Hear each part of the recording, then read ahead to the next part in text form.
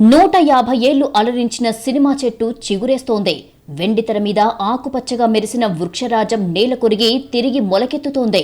నీడను పంచిన నిద్రగన్నేరు చెట్టు శాశ్వతంగా నిద్రపోయిందన్న విషాద వార్తను ఇప్పుడిప్పుడే చెరిపిస్తోంది.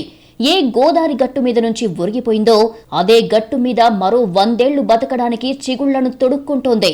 తరతరాలకు నీడను పంచి జాడను చెప్పి చరిత్రను శాఖోపశాఖలుగా విస్తరించి ప్రకృతి విలయాలను తట్టుకొని నిలబడ్డ వృక్ష శిఖరం మళ్లీ లేలేత చిగుళ్లతో ఊపిరి పోసుకుంటోంది.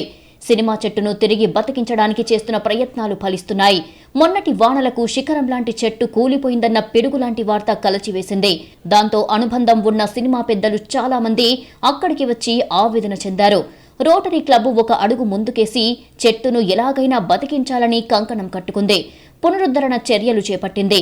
చెట్టు మొదలు నుంచి 4 అడుగులు కట్ చేశారు. 2 భాగాలను కలిపారు.